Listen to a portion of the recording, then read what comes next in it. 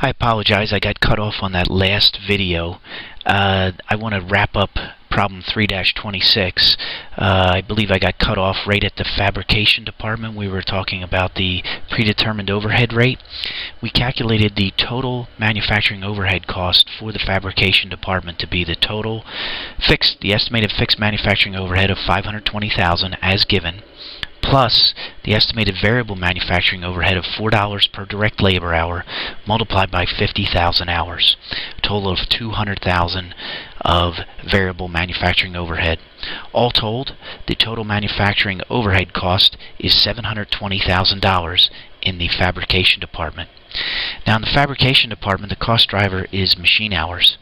Therefore, we take that estimated manufacturing overhead cost of $720,000 divided by 50,000 direct labor hours to come up to a predetermined overhead rate of $14.40 per direct labor hour. Now that we've calculated both predetermined overhead rates as required by Part 1, Part 2 asked us to compute the total overhead cost to be applied to Job 127. In order to do that, what we'll do is we'll take each department separately.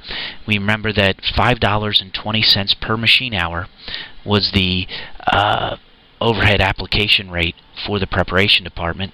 There were 350 machine hours in the preparation department.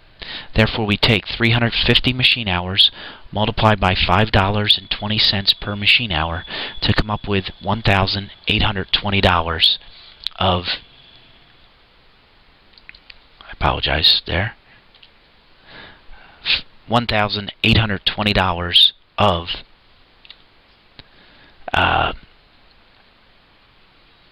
overhead to be applied in the preparation department. In the fabrication department, once again, $14.40 per direct labor hour was the overhead application rate, multiplied by 130 direct labor hours. That second chart in the middle of the page gives us machine hours and direct labor hours for each of the departments, preparation and fabrication. When we add them together, we get, or multiply it out, 130 direct labor hours multiplied by $14.40 per labor hour, we get $1,872. Added to the $1,820, we get $3.69.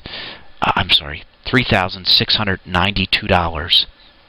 Okay, of overhead to be applied in total from both departments. Taking that information down, we can now calculate the total cost of Job 127. All we're doing here is taking the information given in the problem, direct material cost and direct labor cost for each of the departments. Okay, that's these first two lines. That's given right in that second chart in the middle of page 126. And then just taking our manufacturing overhead that we just applied. Preparation, $1,820. Fabrication, $1,872. We add for each department, we come up with the total cost in each department, materials plus labor plus overhead, we come to $3,470. In the fabrication department, we come up with materials of $1,200, labor of $980, overhead of $1,872 to come to a total cost of $4,052. We add them together, our total cost is $7,522 of manufacturing cost. We take that $7,522 divided by the number of units in the job of 25, we come up with the unit product cost of $300.88. Unit product cost. 7,522 divided by 25 units. Therefore, total cost of Job 127, $7,522. Unit product cost in Job 127, assuming 25 units were within Job 127, unit product cost $300.88 per unit.